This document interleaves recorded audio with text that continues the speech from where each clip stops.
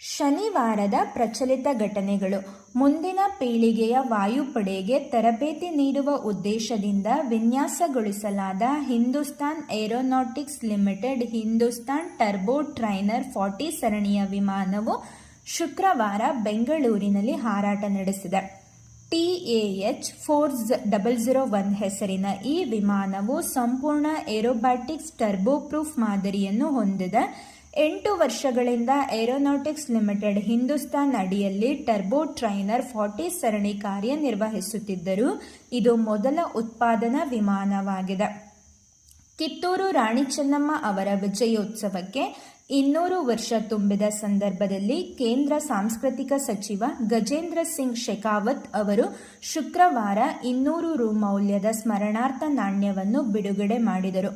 ವರ್ಷಪೂರ್ತಿ ನಡೆದ ರಾಣಿ ಚೆನ್ನಮ್ಮ ಅವರ ಸಾಂಸ್ಕೃತಿಕ ಕಾರ್ಯಕ್ರಮದ ಸಮಾರೋಪ ಸಮಾರಂಭವನ್ನು ದೆಹಲಿಯ ಸಿರಿ ಫೋರ್ಟ್ ಆಡಿಟೋರಿಯಂನಲ್ಲಿ ಆಯೋಜಿಸಲಾಗಿತ್ತು.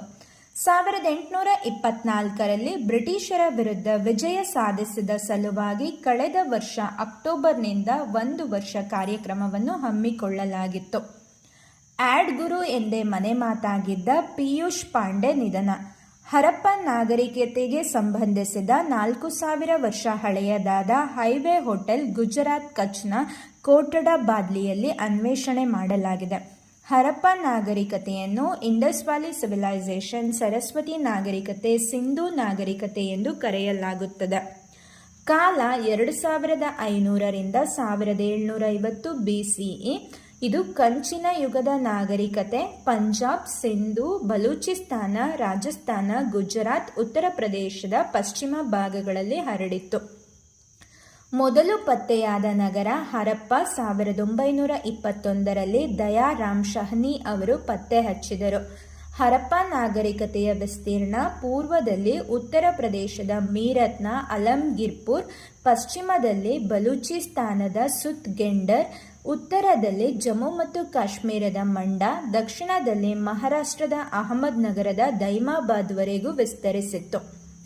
ವಿಶ್ವಸಂಸ್ಥೆಯು ಘೋಷಿಸುವ ನಿಶಸ್ತ್ರೀಕರಣ ಸಪ್ತಾಹ 24 ಅಕ್ಟೋಬರಿಂದ ಅಕ್ಟೋಬರ್ 30ರವರೆಗೂ ಆಚರಿಸಲಾಗುತ್ತದೆ. ಇದು 1978ರಿಂದ ಜಾರಿಯಲ್ಲಿದೆ. ವಿಶ್ವಸಂಸ್ಥೆಯ ಸ್ಥಾಪನಾ ದಿನ 24 ಅಕ್ಟೋಬರ್. ಅಕ್ಟೋಬರ್ 23ನ್ನು ಇಂಟರ್ನ್ಯಾಷನಲ್ ಸ್ನೋ ಲೆಪರ್ಡ್ ಡೇ ಎಂದು ಆಚರಿಸಲಾಗುತ್ತದೆ. 2025ರ theme protecting the mountain guardian.